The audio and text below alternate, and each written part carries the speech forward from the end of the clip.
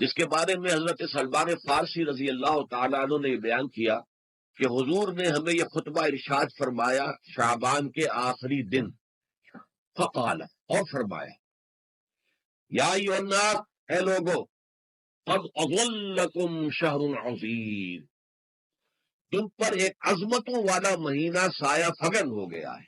ذل کہتے ہیں سائے کو، اظلکم تم پر سایہ فگن ہو گیا ہے، ایک بہت عظمتوں والا مہینہ۔ اب دیکھیں یہ وہی ہے بات جو انگریزی کے محاورے میں ہے کہ coming events cast their shadows before, آنے والے واقعات کا ایک سایہ سا پہلے سے پڑ جاتا ہے۔ تو ابھی مہینہ شروع نہیں ہوا رمضان مبارک کا، لیکن وہ آیا چاہتا ہے، تو گویا کہ اس کا ایک سایہ پہلے آ گیا ہے، جس کو حضور فرما رہے ہیں کہ تم پر سایہ کر لیا ہے ایک ایسے مہینے میں کہ جو بہت عظمتوں والا ہے۔ شہر مبارک، وہ مہینہ بہت برکتوں والا ہے۔ شہر فیہ لیلۃ خیر من الف شہر، یہ وہ مہینہ ہے کہ جس میں ایک رات وہ بھی ہے کہ جو 1000 مہینوں سے افضل ہے۔ اور یہ ظاہر بات ہے قرآن مجید کی صورت ہے مکمل، انا انزلناہ فی لیلۃ القدر وما ادراک ما لیلۃ القدر لیلۃ القدر خیر من الف شہر، اس کی طرف اشارہ ہے۔ اب اس کے بعد جو جملہ ہے جعل اللہ صیامہ فریضۃ، اللہ نے اس مہینے کا روزہ رکھنا فرض قرار دے دیا ہے۔ وہ قیام اللیل ہی، ایک تو قیام اللیل کے لفظ پر غور کیجیے، اور اس کی راتوں کے دوران کھڑے رہنے کو تطوعاً آزاد مرضی پر چھوڑ دیا ہے۔ کتب علیکم الصیام کما کتب علی الذین من قبلکم لعلکم تتقون، تاکہ تمہارے اندر تقوی پیدا ہو جائے۔ اب یہ ہے حکمت صوم کی پہلی آیت۔ تقوی کسے کہتے ہیں؟ بچنا۔ کس چیز سے بچنا؟ اللہ نے جو چیزیں حرام کی ان سے بچنا، اللہ کے احکام کو توڑنے سے بچنا۔ جب رمضان کا مہینہ وہ ہے کہ جس میں قرآن نازل کیا گیا، اب جو شخص بھی اس مہینے کو پائے اس پر لازم ہے کہ اس کے روزے رکھے۔ ہاں، من کان مریضا او علی سفر، جو شخص ہو مریض، بیمار ہو یا سفر پر ہو، فعدۃ من ایام اخر، تو وہ تعداد پوری کر لے دوسرے دنوں میں۔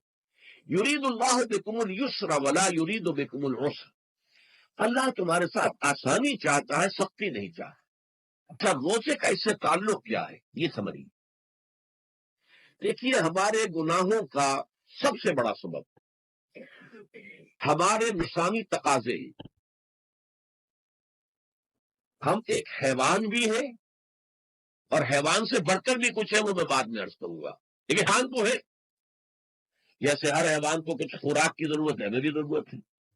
ہر حیوان کو بقائے نسل کا معاملہ جنسی ہے، وہ ہمارا بھی ہے۔ ہر حیوان کو کوئی نہ کوئی سر چھپانے کی جگہ چاہیے، کوئی گھونسلہ ہو، کوئی کھو ہو، کوئی بل ہو، کچھ بھی ہو، کچھ چاہیے آخر۔ اسی طریقے سے ہمارے سارے تقاضے، حیوانات کو بھی آرام چاہیے، ہمیں بھی آرام چاہیے۔ یہ حیوانی تقاضے جو ہے، جن کو ہم کہیں گے اینیمل انسٹنکٹس، ہمارے وجود کے اندر ہیں، اور ان کا تقاضا ہمارے اندر سے ابھرتا ہے۔ یہ جو کیفیت انسان کی ہے، اس کے لیے ایک وقت جو ہے وہ روزہ فراہم کرتا ہے۔ روزے کے آپ نے 12، 13، 14 گھنٹے کا بھی روزہ ہوتا ہے، بعض جگہوں پر 16، 17 گھنٹے کا روزہ ہوتا ہے۔ اس عرصے میں آپ اپنے نفس کو حلال چیزوں سے بھی روکے رکھتے ہیں۔ اس منہ گھوڑے کو جو ہے آپ اس کی لگام کس کر رکھتے ہیں کہ حلال کیوں نہیں کھانے دے رہے۔ یہ پابندیاں نفس کے اوپر لگانا، یہ ایک مشق ہے، یہ ایک ریاضت ہے۔ اس ریاضت کا حاصل یہ ہونا چاہیے کہ انسان بقیہ 11 مہینوں میں اپنے آپ کو حرام سے تو بچائے نا۔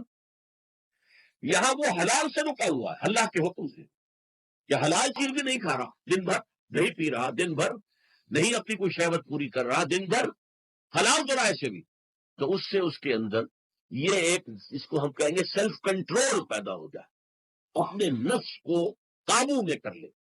یہ گویا کہ اس کا سب سے پہلا، اس روزے کی ریاضت، روزے کی مشق کے حوالے سے یہ اس کی حکمت ہوئی کہ اس سے کے ذریعے سے انسان میں سیلف کنٹرول پیدا ہونا، ضبط نفس۔ شہر رمضان الذی انزل فیہ القرآن ھدی للناس وبینات من الہدی والفرقان، یہ قرآن کیا ہے، کیا بنا کر نازل کیا گیا؟ یہ حال ہے یہ لوگوں کے لیے، پوری نوع انسانی کے لیے ہدایت ہے، اور ہدایت بینات کی شکل میں آئی، واضح تعلیمات جن میں کوئی شک و شبہ کی گنجائش نہیں، حق خود روشن۔ بینہ اسے کہتے ہیں وہ شے جو خود روشن ہو، جس کو ہم کہتے ہیں کہ آفتاب آمد، دلیل آفتاب۔ جب سورج طلوع ہو گیا تو اپنے وجود پر وہ خود دلیل ہے، اسے کسی اور دلیل سے ثابت کرنے کی ضرورت نہیں ہے، بس خود واضح۔ تو بینات من الہدا، جو قرآن کی بنیادی ہدایت ہے وہ بینات پر مشتمل، واضح چیز ہے، جو انسان کے لیے، اس کی فطرت کے لیے جانی پہچانی چیزیں ہیں۔ یہ کوئی باہر کی چیز نہیں آ رہی ہے، اس کے قلب کی گہرائیوں کے اندر یہ سب کچھ موجود ہے، اور اس کی گواہی اس کے قلب کی گہرائیوں سے نکلتی ہے۔ ہاں دیکھنا تقریر کی لذت کے جو اس نے کہا، میں نے یہ جانا کہ کوئی یہی میرے دل میں ہے، اس نے تو میرے اپنی فطرت کی ترجمانی کی ہے۔ والفرقان، بینات من الہدا والفرقان، یہ بینات کا اطلاق فرقان پر بھی ہو رہا ہے، حق و باطل کے اندر فرق کر دینے والی شے۔ بین صورت میں یہ حق ہے، یہ باطل، یہ جائز ہے، یہ ناجائز، یہ غلط ہے، یہ صحیح ہے۔ یہ ہے قرآن مجید کی عظمت کا بیان۔ ان رسول اللہ صلی اللہ علیہ وسلم قال، کہ اللہ کے رسول صلی اللہ علیہ وسلم نے فرمایا، الصیام والقرآن یشفعان للعبد، روزہ اور قرآن بندے کے حق میں شفاعت کریں۔ یقول الصیام، روزہ یہ عرض کرے گا اللہ کی جناب میں، اے رب پروردگار، انی منعتہ الطعام والشہوات بالنہار، میں نے تیرے اس بندے کو دن کے دوران کھانے پینے سے اور اپنی شہوت کا تقاضا پورا کرنے سے روکے رکھا، یہ میری وجہ سے روکا رہا، تو میری شفاعت اس کے حق میں قبول فرما، فشفعنی فیہ، میری شفاعت اس کے حق میں قبول فرما۔ ویقول القرآن، قرآن کیا کہے گا، منعہ النوم باللیل، میں نے اسے رات کے وقت سونے سے، نیند سے روکے رکھا، فشفعنی فیہ، تو اس کے حق میں میری شفاعت قبول فرما۔ حضور فرماتے ہیں فیشفعان، ان دونوں کی شفاعت قبول کی جائے گی۔ یہ ہے قیام اللیل۔ کہا یہ میرے لیے، الا الصوم فانہ لی، یہ میرے لیے، وانا اجزی بہ یا اجزا بہ، میں خود ہی اس کا بدلہ دوں گا یا خود ہی اس کی جزا ہوں، خود ہی اس کی جزا ہوں۔ اللہ کے اس بندے کا تعلق میرے ساتھ ایسا قائم ہو جائے گا کہ گویا کہ اسے میں مل گیا، اور میرا یہ مل جانا ہی در حقیقت انسانیت کی معراج ہے۔ اور دعا کے بارے میں جان لیجئے کہ حضور نے فرمایا، الدعاء مخ العباد، دعا جو ہے عبادت کا اصل جوہر ہے، لب لباب ہے، اور یہ بھی کہا دعا ہو العبادت، دعا ہی اصل عبادت ہے، دعا ہی اصل عبادت، دعا جو ہے وہ روح ہے اس کی،